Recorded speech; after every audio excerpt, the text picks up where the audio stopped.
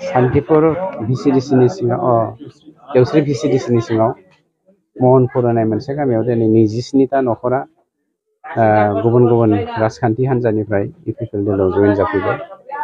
खोब गोजोननाय मोन्दों मानगेरेट प्रमद बर' बिथांनि दैदेननायाव जोंनि सरकारनि जा सोलायनाय लाबोनाय बेखौ मानसिफ्रा सिमां होननानै सानदोंमोन दिनै मोगथाङाव क्लियार जाबाय।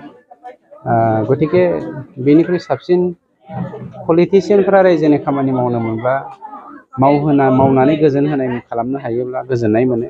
बेनिख्रुइ साबसिन थासारि शान्ति खौसेथि जौगाथाय लाबोनो हाथावना बुब्लि जों मोननाय होननानै आं सानो। नाथाय माखासे बेलायाव दासिमबो अपोजिसननि मानसिफ्रा बिपिएफनि मानसिफ्रा दासिमबो जौगानानै खामानिखौ मावनो हायाखै आरो बेराफारसे आं मोनसेल' एग्जाम्पल होनो नागिरदों। थांनाय 17 बोसोराव हाग्रामाया जेसेबां खामानि मावदों बेनिनो 2900 crore लायबिलिटिस फैसा होनो थादों।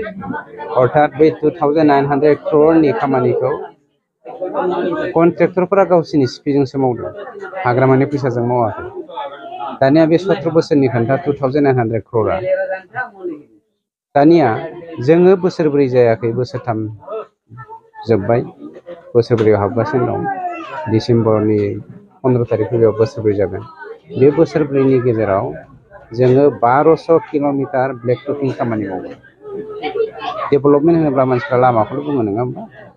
एडुकेसनेल डेभेलपमेन्ट, ससियेल आपग्रेडेशन, ओमफ्राय फिस मेंटेनेन्स, बेनिफ्राय फिस बिल्डिं, आन्डारस्टेन्डिं, बेफोरखौदि जों बिल्डिं खालामनो हादों।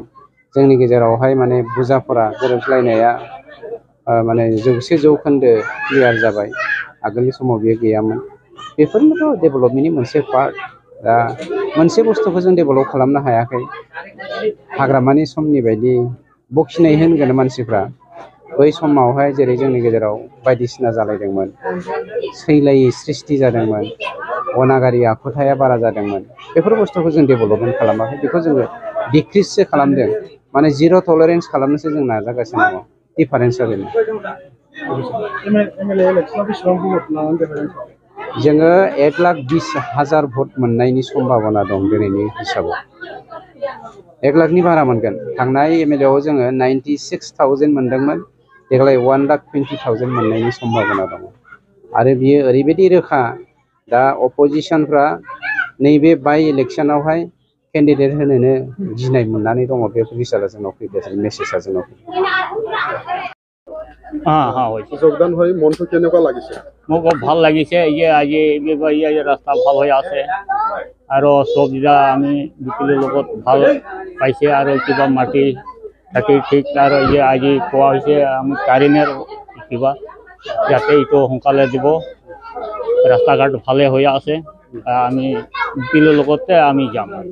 আগৰ আপুনি কি দলত আছিল? দলত মানে এই যে যিটো আমাক আছিল